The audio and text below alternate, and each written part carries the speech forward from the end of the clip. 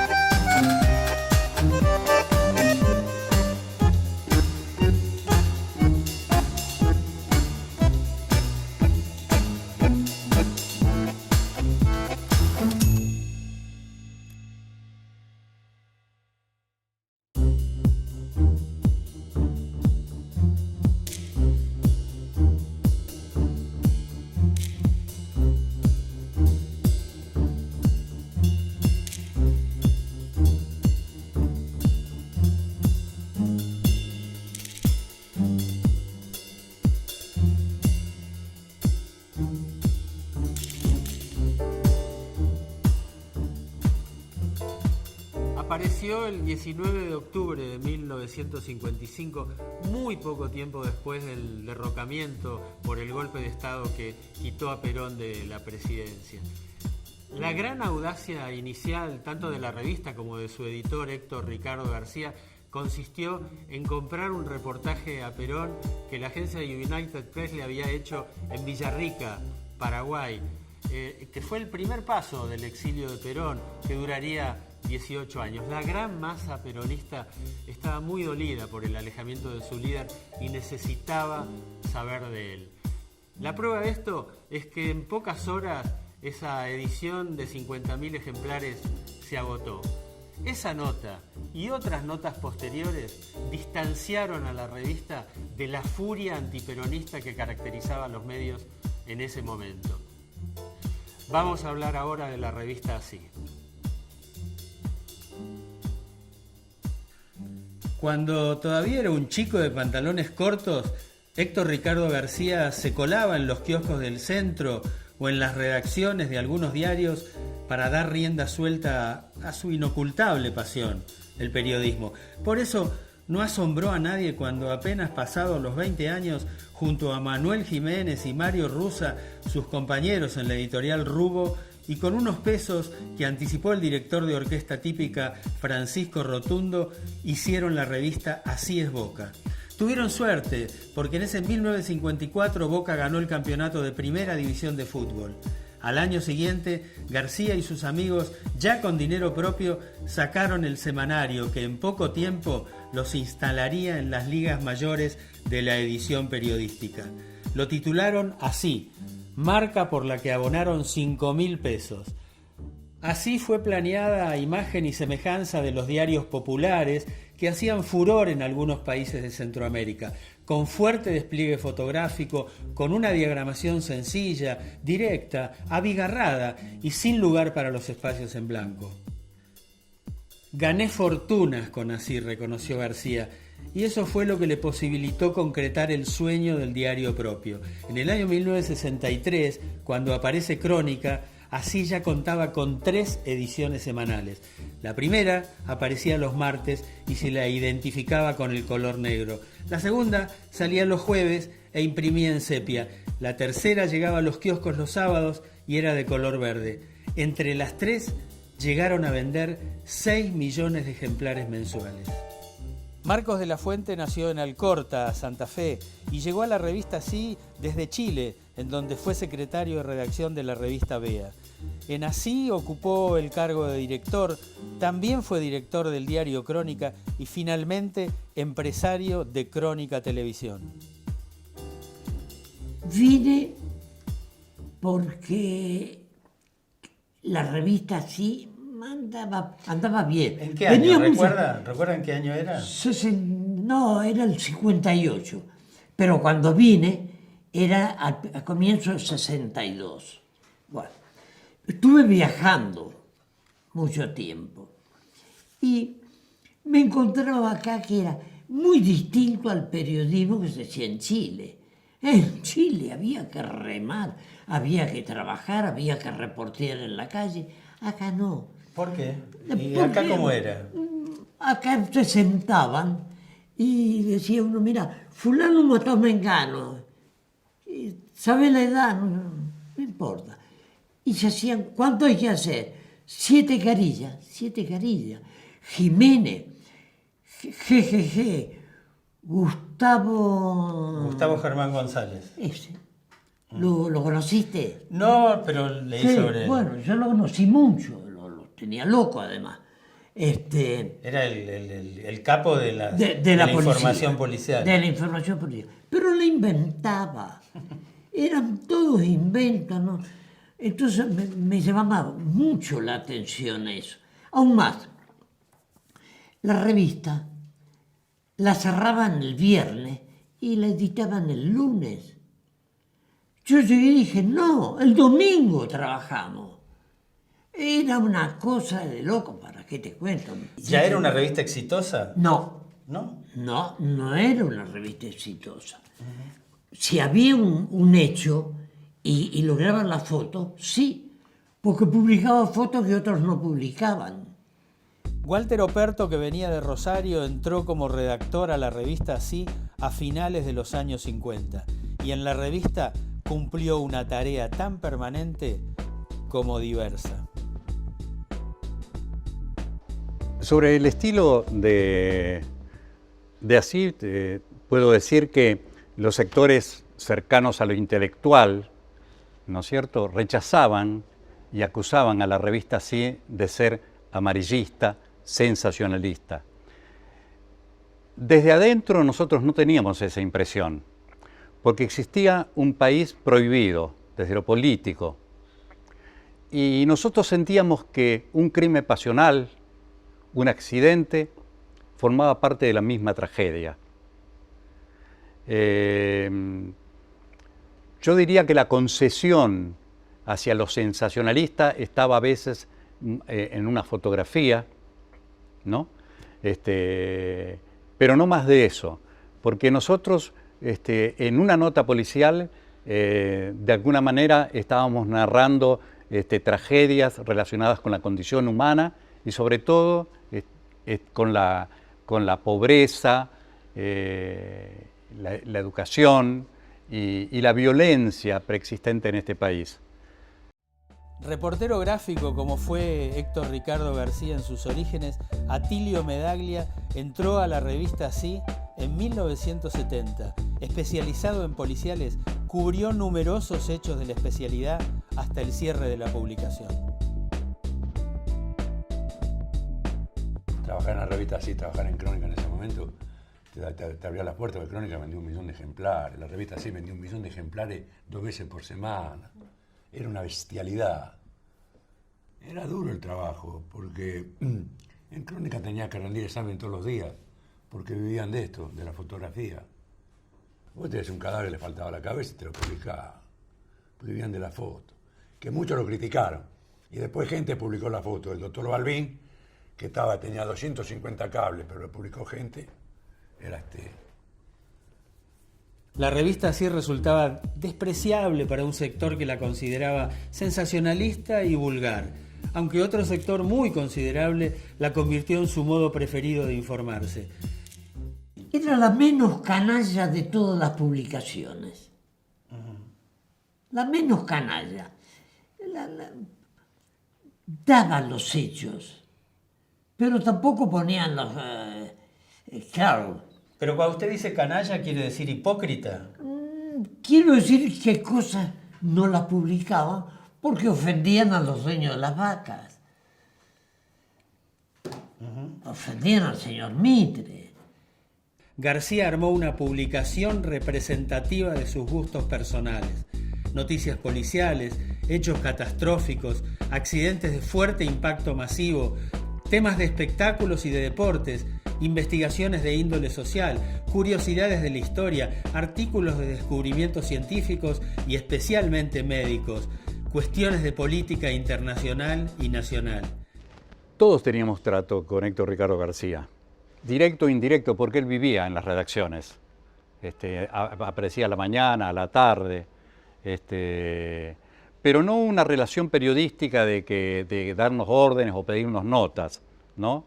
Pero él estaba siempre en la redacción, lo veíamos, sí, sí. Él solía venir a la noche, a última hora, y venía, y se ve con cualquier persona que le acompañaba. Me llamaba y me decía, mostrarle el laboratorio, porque el sueño de él hizo un laboratorio fabuloso en Crónica. Tenía de largo fácil 30 metros, 35 metros, laboratorios, sala de estar, toda una cosa preciosa. Un lujo afrasiático que no. Nadie transmitía fotos, pero miren los diarios del año 60 y van a ver que está jugando Boca y River. Y no es Boca ni es River, de repente, y lo ponen como si fuera Boca River. En cambio, ya García transmitía desde la cancha la foto. Fue el primer diario que transmitió desde la cancha. Y ahí salía, ahí estaba, ahí aparecía. Por eso, García puede ser criticable en muchísimas cosas, por supuesto. Yo me peleo 20.000 veces con él, pero hay que reconocerle que es un genio periodístico, no hay vuelta de darle. En la redacción de Así coincidieron centenares de periodistas de diversas generaciones, de múltiples formaciones y de variadas ideologías. Cuando se habla con alguno de los periodistas, todos reconocen haber trabajado con una amplísima libertad de expresión y consideran a Héctor Ricardo García como alguien respetuoso de las opiniones diferentes, por más que estuvieran enfrentadas a las suyas. Fue un staff de periodistas muy notables. Lamborghini colaboraba, Leónidas, el poeta, Juan José Sebrelli era uno de los colaboradores, lo conocía Arturo Jaureche trayendo colaboraciones y leyéndoselas porque él antes me tocó a mí así, cuando venía don Arturo a traer una colaboración, lo recibía yo en el hall y él me pedía que le leyera la nota por si tenía algo que corregir a último momento, ¿no? Hasta que llegó la computación, la fotografía, el fotógrafo hacía todo. Revelaba, sacaba la foto, imprimía. También se hacían muchas fotos que las hacíamos por algún trabajo particular. Fotosepia. Trabajaba mucho blanco y negro y todo lo hacía el fotógrafo. Una ampliadora vieja que vos copiabas, todo. Después vino, que eso lo aprendí ya de burro viejo, vino la foto que ponías el rollito en color, vino la Nikon 5, vino la Nikon 3, Nikon 4, Nikon 5, que si vos te equivocás, cambiás, sacás la foto, tirás, un montón de ventajas. Que se perdió, digamos, la parte artesanal del reportero gráfico.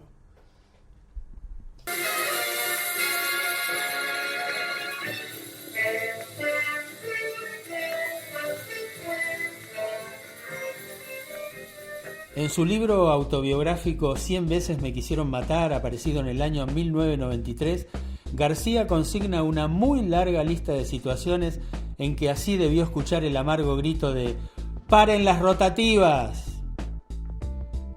El 28 de diciembre de 1955 secuestran la edición número 8 de Así porque el exfuncionario peronista Atilio Bramuglia apareció en una nota en tapa del semanario anunciando la creación de un nuevo partido político llamado Unión Popular, pensado como alternativa al recientemente proscripto Partido Peronista. En el número 10 es clausurada también por razones de moralidad, luego de publicar la fotografía de una vedette desnuda. En el número 36, del 8 de agosto de 1956, también es sancionada por la publicación de la serie Madres Vírgenes. El 19 de octubre de 1960, el fiscal Guillermo de la Riestra considera impúdica y una toma que excita los bajos instintos a una foto de Isabel Sarli en la película Zabaleros y la vuelve a sancionar.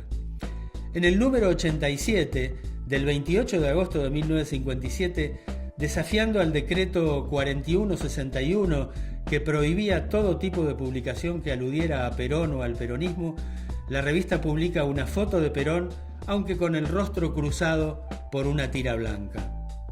El 12 de febrero de 1970, la revista Sí fue clausurada por decisión del presidente de facto, el general Onganía. Había ocurrido un choque de trenes en General Pacheco con un elevado número de muertos y heridos, y la cobertura del hecho, en especial la fotográfica, había disgustado a la esposa del presidente. En ese momento, Así era la publicación de mayor venta en el país. Javier Sinay, especializado en temas policiales, mira desde hoy a la revista Así. Vista desde hoy, la revista Así es muy útil para los periodistas, es muy entretenida para cualquier lector que la agarre hoy, es muy valiosa en cuanto a la información que presenta y es también un buen retrato de lo que era el mundo en esa década del 60, con sus aledaños del 70 y del 50, lo que era, digamos, el mundo no oficial. O sea, si queremos buscar la versión oficial de la historia, vamos a La Nación o a Clarín. Si queremos buscar la otra versión, vamos a la revista Así. Podríamos decir que era una revista de periodismo espectáculo o periodismo entretenimiento, no periodismo de espectáculos, sino que de todo lo que mostraba hacía un espectáculo, y me parece que un poco por eso, a eso se debe su éxito. Creo que a todos nos gustan las historias donde hay misterio, violencia, muertos, injusticias, y mostrando ese tipo de historias con tanto despliegue gráfico era obvio que iba a tener éxito. Pienso que la revista Así debería ser recordada por su enorme despliegue gráfico y por sus títulos impactantes. Y bueno, digamos que el diseño no era gran cosa, pero estaba bien porque ayudaba a la lectura y ayudaba a que el impacto llegara directo. Me hubiera gustado trabajar en la revista Así, especialmente durante el crimen de Pengerek, persiguiendo a todos esos malandras que a veces hablaban y a veces no, y que terminaron siendo parte de un crimen clásico. ¿Qué recuerda de la cobertura de la muerte del Che, del asesinato del Che en Bolivia? Bueno, yo veía que se rumoreaba mucho que estaba el Che. Yo le dije, mando. Y tenía Fitzgerald, que era una Fitzgerald era el piloto del avión. Que aterrizaba en cualquier parte, hacía cualquier cosa. Miguel Ángel Fitzgerald. Fitzgerald, una maravilla, además muy buena persona. Bueno, entonces lo mandé, fue a Oporto. Y Hugo Lazaridis. Hugo Lazaridis, fotógrafo. Bueno, los mandé a ver qué pasaba. La información oficial, ¿cuál era? Era que el Che había muerto por las heridas sufridas en combate. Así, con esa información, llegamos nosotros, los primeros periodistas, y creo que únicos en ese momento, que llegamos a Valle Grande. El Che de Valle Grande a Higueras, es un recorrido, digamos, de 10 kilómetros, lo llevan herido, porque él había sufrido heridas en las piernas, en el hombro, tenía dificultades para caminar, y había muchos testigos, campesinos, soldados, que vieron caminar con vida el Che hasta Higuera. Pero a las 24 horas siguientes traen el cadáver, y la información es que el Che muere por las heridas sufridas en combate. Yo pido entrevistar a uno de los dos médicos que habían hecho la autopsia al Che, al cadáver del Che.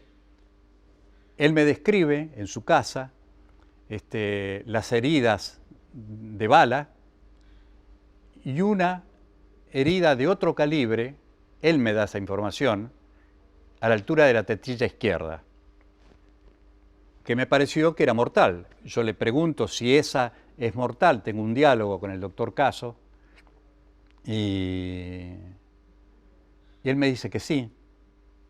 Yo relaciono con eso que la información que da el gobierno boliviano diciendo soy el Che, no me maten, para ustedes valgo más vivo que muerto. Yo digo, doctor, con esa herida, ¿alguien puede decir una frase? No, dice, esa herida es de muerte rápida. Y bueno, ahí es donde aparece la primera duda, cuándo había muerto el Che.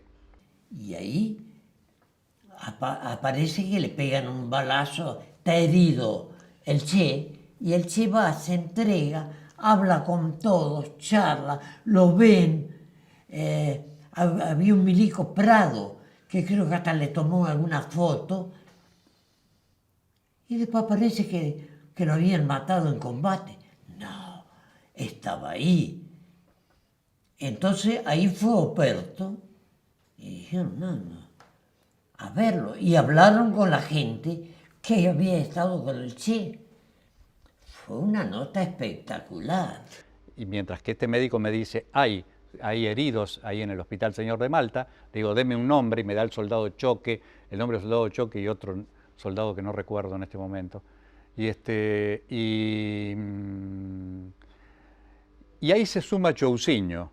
Chousinho es un camarógrafo que era el corresponsal en Buenos Aires para toda América, para esta zona de América Latina, para la Columbia Televisión Color de Estados Unidos. Digo, bueno, vayamos al hospital para recoger el testimonio de estos soldados. Pero si vamos a pedir permiso, nos van a decir que no. Entonces dijimos, bueno, encaremos la guardia y así fue. Lazaridis, Chousinho y yo encaramos la guardia a paso casi militar. Dijimos buenos días con tono militar. Se abrió la guardia, nos dejó pasar. Entramos a un cuarto donde hay 8 o 10 camas con soldados. ¿Quién es Choque? Yo, señor. ¿Vos viste vivo o muerto? Y lo vi vivo, señor. ¿Cuándo lo mataron? Al día siguiente. Así fuimos recogiendo los testimonios y Chousinho filmando. Bueno, esos fueron nuestros últimos momentos en Bolivia, porque alguien se enteró que estaba ocurriendo algo prohibido y empezó a avisar, llamen a la guardia, y nosotros salimos por la parte de atrás del hospital y corrimos 3 cuadras donde teníamos el Cessna con Miguel Fitzgerald en los comandos, que lo había aterrizado en una canchita de fútbol porque no existía aeropuerto. Llegamos ahí con esa información, un jeep del ejército boliviano, y bueno, remontamos vuelo y vinimos a Buenos Aires y dimos la información diciendo con los testimonios de que lo habían matado. No obstante, esa información la toman todas las agencias internacionales y las 24 horas siguientes Barrientos da una charla, una conferencia en Bolivia, insiste con que había muerto por las heridas sufridas en combate y nos acusa a nosotros de ser periodistas pagos por la guerrilla. Fue casi una exclusiva mundial, ¿no? Porque mundial. no solo se publicó en Así, sino que se publicó en muchas revistas del mundo. En muchas revistas del mundo, sí. Ajá.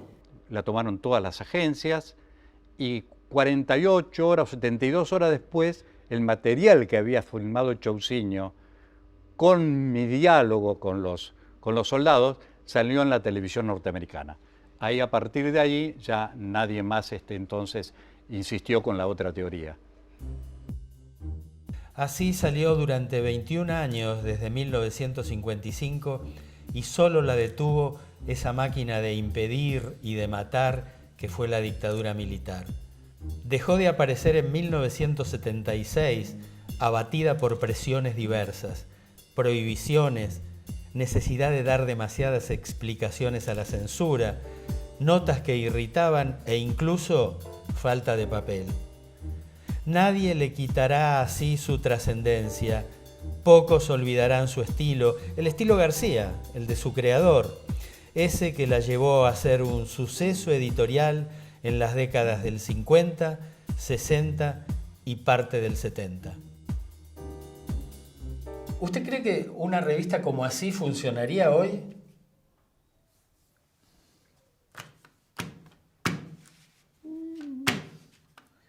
Ya no creo, ¿no?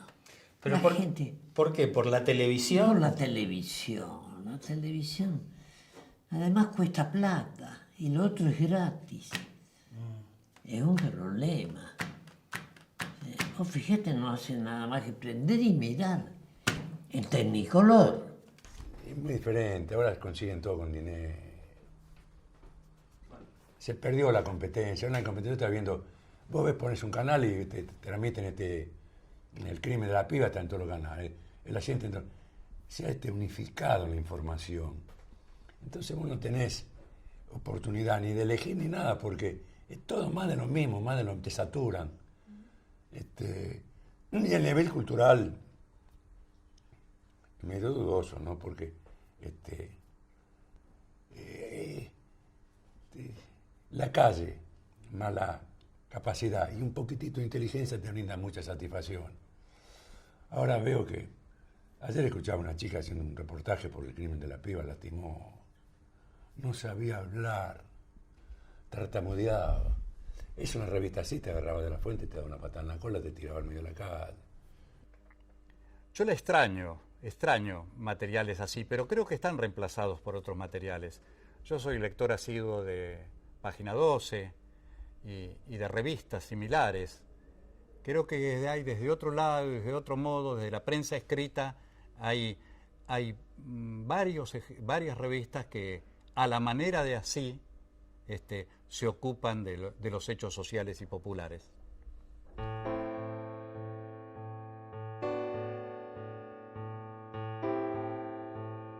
Nada de lo mucho que alcanzó en su condición de emprendedor hubiera sido posible sin su férrea voluntad, sin su enorme intuición, sin su folclórica curiosidad conocedora de cómo cautivar a las mayorías. Sobre Héctor Ricardo García se cuentan innumerables anécdotas, muchas reales y otras seguramente inventadas, pero que desde el pintoresquismo refuerzan el mito de su figura. García hizo una revista popular memorable.